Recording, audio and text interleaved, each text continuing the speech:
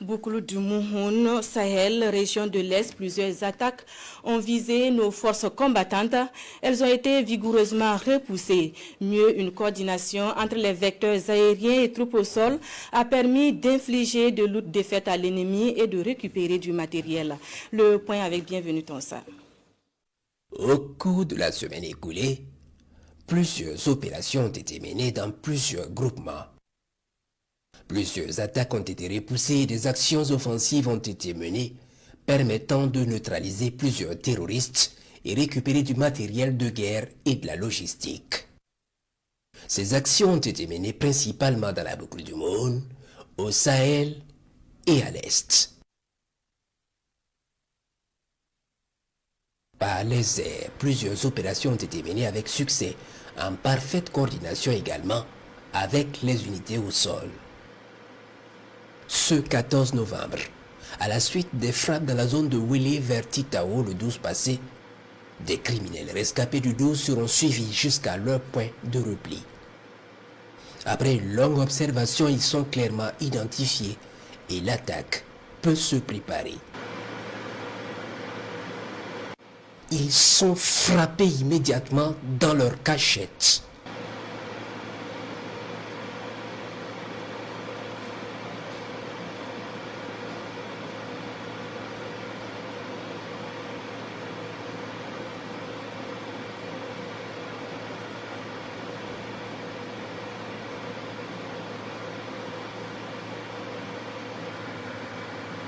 Les autres criminels rescapés autour vont prendre la fuite dans tous les sens.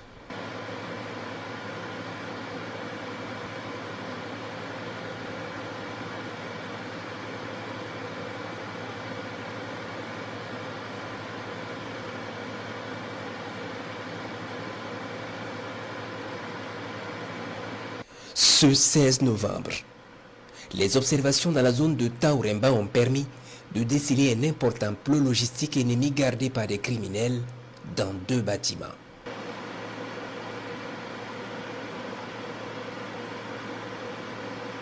La position est verrouillée, puis frappée efficacement.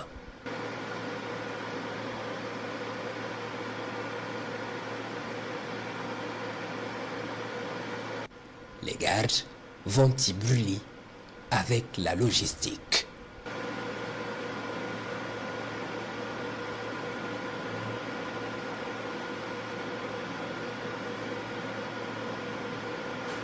Ce 17 novembre, les observations ont permis de déceler plusieurs criminels à moto sur une position dans la zone de Titao.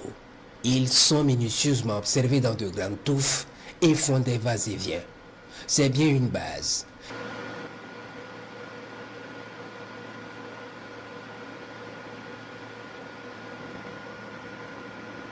Les vecteurs préparent l'attaque, puis frappent le gros lot.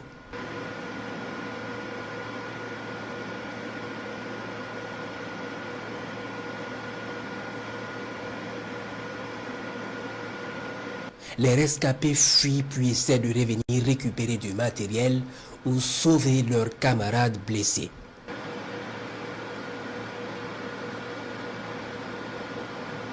Un deuxième missile va s'abattre sur la position immédiatement en attendant l'arrivée des forces au sol pour achever le travail. Les bataillons Tienga et Tigre vont immédiatement investir les lieux pour achever le travail et récupérer du matériel encore utilisable.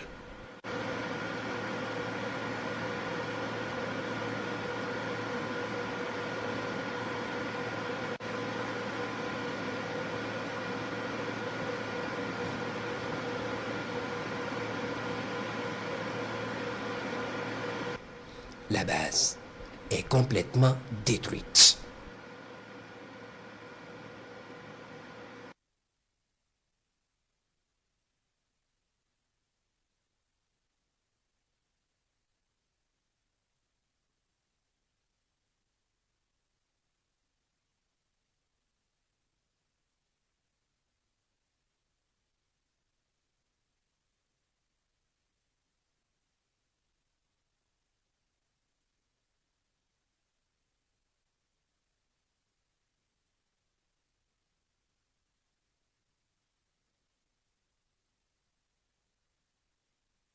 Toujours ce 17 novembre, des centaines de criminels sont observés en plusieurs groupes en mouvement dans la zone de Pobé-Mengao et Gargaboulé. Ils cherchent à s'installer. Ils ont des mouvements dissuasifs et se croisent sans arrêt dans leurs mouvements pour brouiller les observations. Ils sont suivis. Un important groupe est suivi et se dirige vers Silgué à 10 km au sud de Djibo, où il s'installe sous de grands arbres. Une fois installés, les combattants du ciel lancent l'attaque. Un gros missile va fendre le ciel et s'abattre sur eux.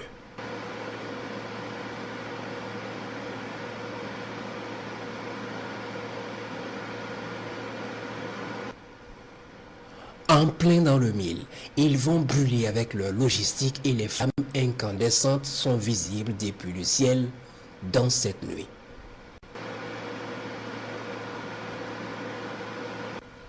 Les rescapés vont rester tapis dans cette brousse sous le regard patient des combattants du ciel. Le lendemain, 18 novembre, croyant le danger éloigné, ils sortent de leur cachette, se reconstituent et redescendent vers Gargaboulé sous le regard des combattants du ciel. Ils sont minutieusement suivis. Ils s'engouffrent dans une petite forêt et s'installent. Ils se croient sauvés. Pourtant, un puissant missile est en vol vers eux. Ils y sont frappés immédiatement.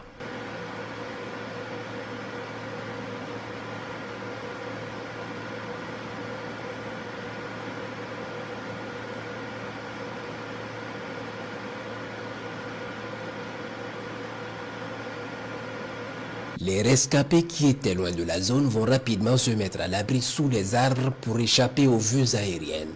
Il est fait donc appel aux chasseurs qui ne se font pas prier pour arriver dans la zone. Ils vont traiter efficacement ces criminels dans leur cachette. Aux environs de 16 heures ce même jour, un groupe qui s'était réfugié à Pobé-Mengao, ne sachant quoi faire, décide de sortir de sa cachette et fuir vers l'est. Le groupe est suivi dans son mouvement et passe vers Namisigia au sud de Djibo, puis se dirige vers Tidialé à 15 km de Bourzanga. Le verger sous lequel il s'installe est immédiatement verrouillé, puis frappé violemment.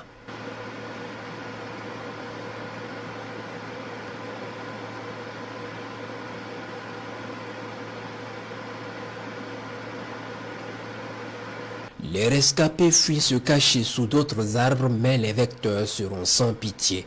Plusieurs missiles vont les frapper pour les détruire complètement.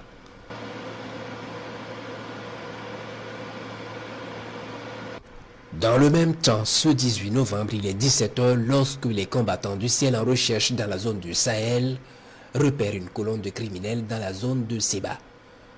Ces criminels sont suivis jusqu'à un verger où ils s'installent tranquillement.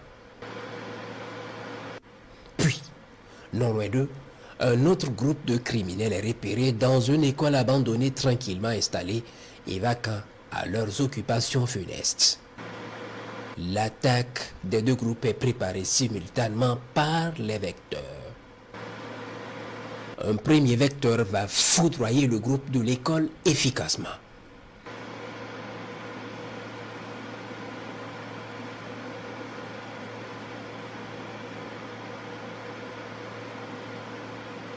Puis en même temps, le groupe dans le verger est frappé par un autre vecteur.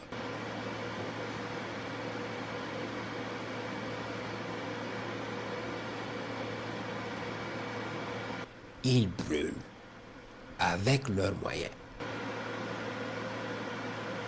Puis tard dans la nuit, croyant le danger éloigné, certains criminels rescapés viennent constater les dégâts. Ils sont suivis minutieusement.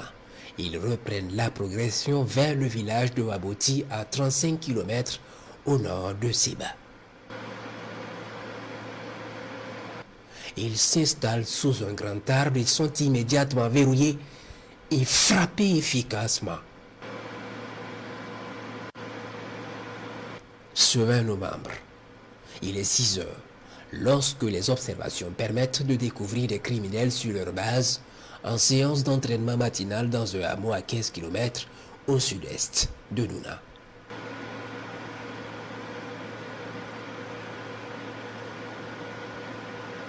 Les combattants du ciel décident de leur apporter plus de chaleur en ces temps de froid matinal et ils sont immédiatement servis.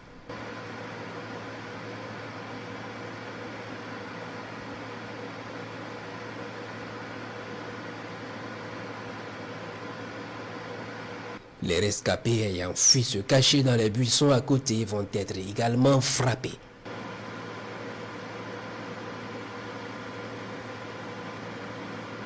Quelque temps plus tard, d'autres criminels sont envoyés dans la base pour constater les dégâts et essayer de ramasser ce qui peut être récupéré. Ils sont suivis dans leur ratissage.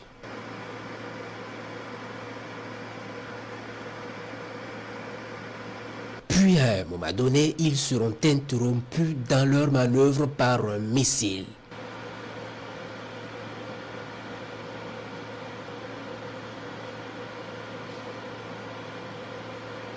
Et nos unités au sol vont immédiatement arriver sur la position et achever le travail.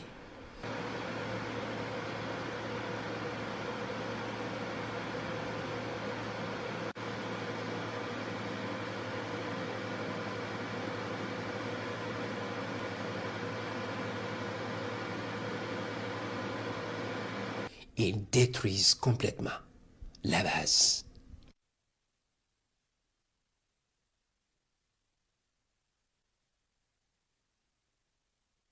Ce 21 novembre, toujours dans la zone de Pobé-Mengao, les observations ont permis de repérer une réunion de cadres criminels dans le village de Kobo. Ils sont observés puis à un moment donné, ils quittent les arbres pour se retrouver sous un hangar devant un bâtiment. L'attaque est lancée. Ils sont verrouillés et frappés efficacement.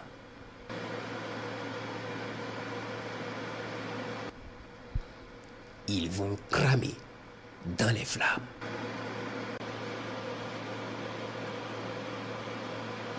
Dans le même temps, un tricycle chargé de logistique escorté par des motos quitte Pobé-Mengao et fuit vers Fergindi au sud-est de Djibo.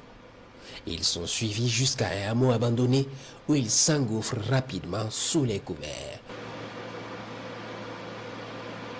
Ils sont frappés efficacement.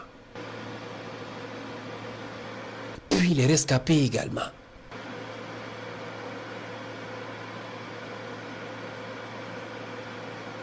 Dans l'après-midi de ce 21 novembre, il est 17h10, lorsque les vecteurs aériens sont alertés d'une attaque criminelle contre le village de Doualigou à l'est. Immédiatement, ils y mettent cap et voient les criminels en fuite vers le nord.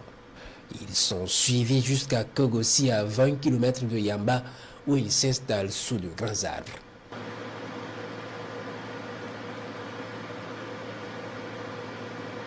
Se croyant sauvé, le grelot est verrouillé immédiatement et frappé.